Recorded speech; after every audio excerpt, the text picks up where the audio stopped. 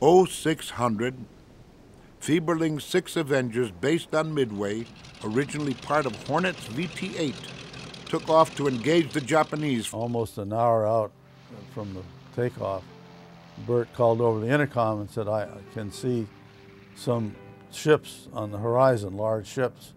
Almost within minutes of that occurring, then Manning called over the intercom and said, we're being attacked by Japanese fighter plane. Well, there wasn't any question, but we had found them. The question was who'd found who.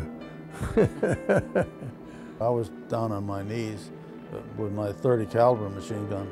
So I looked back over my shoulder and I could see the turret had stowed and that Jim was hanging just in the harness, and obviously blood everywhere, that he was obviously dead at that point.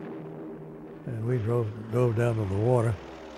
The other section of 3 did the same, but they were a little behind us. So I never could see exactly what happened to them. I just don't remember exactly when they stopped firing at me.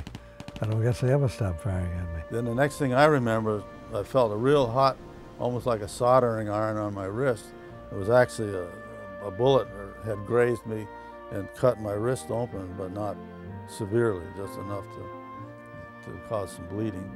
But then I went back to my gun position, still down on my knees.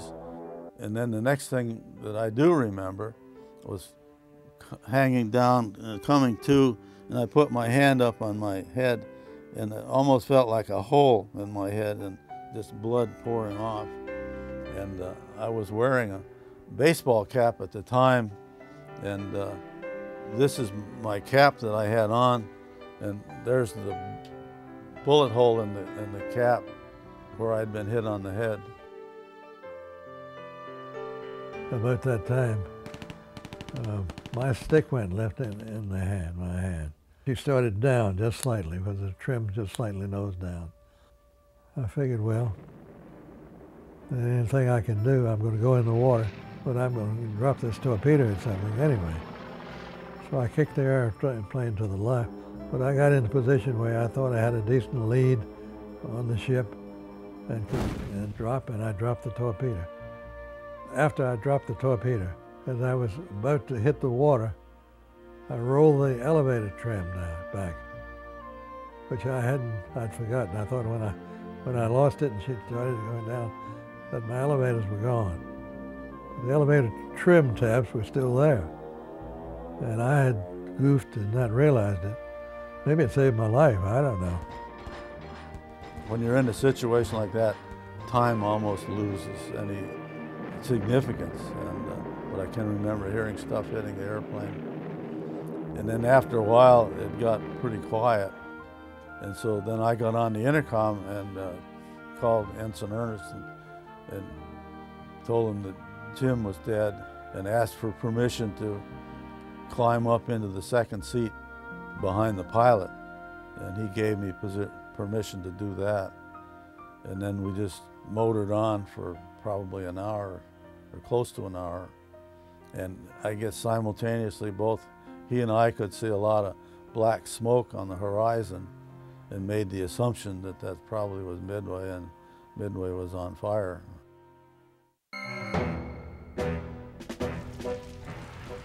The first attack by American forces on June 4th against the Kido Butai registered no hits on the Japanese ships. The American pilots and planes were not that fortunate. In the midst of this confusion, USS Nautilus, a submarine, attacked Kido Butai with torpedoes and was counterattacked with depth charges. Nautilus was to be a persistent observer to the battle. Then we got to talking, and by early afternoon, dive bombers during the attack on the atoll, but were pretty disappointing and dismal time that here all my shipmates we finally realized were gone and weren't going to be back. As the TBF Avengers and B-26 bombers were making their attack on the Japanese fleet, the planes from Hornet and Enterprise were just leaving the flight deck. When can their glory fade?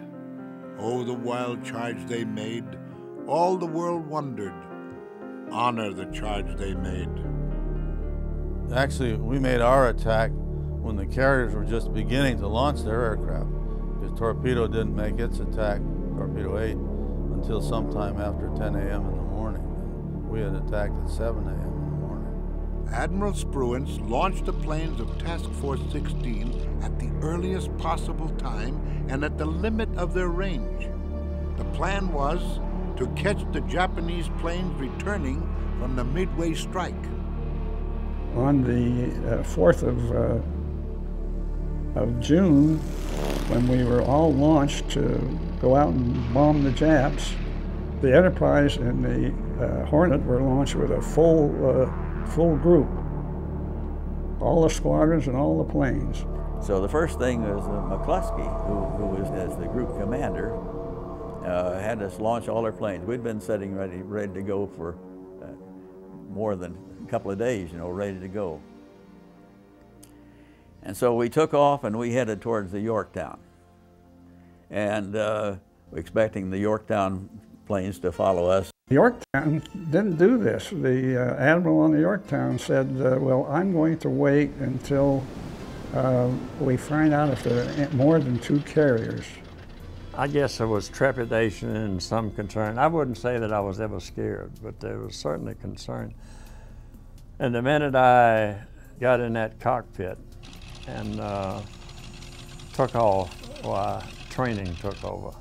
Led by leaders like Dick Best, Wade McCluskey, and John Waldron, planes from 3 American carriers flew toward the Japanese fleet. Not all the aircraft found the Japanese. The Air Group Commander said, you're going to fly my course. Our commander was Stanhope C. Ring. He was a CAG. So when we went flying our course that we were going to intercept the Japs, we were on that course for a short time, and the torpedo planes broke off from that course and went their own course. Plans for a coordinated attack quickly ended. Then McCluskey, he was a fighter pilot, he figured, the first one that hit the other fellow was going to win. And our fuel gauge was just going down, down, down. So when we looked at the spot, wherever the carrier was supposed to be, nothing there. Lieutenant Commander John Waldron led Torpedo 8 straight to the Japanese fleet. They found the Japs, and it so happened that the torpedo planes, Torpedo 8, went right to the point where the Japs were.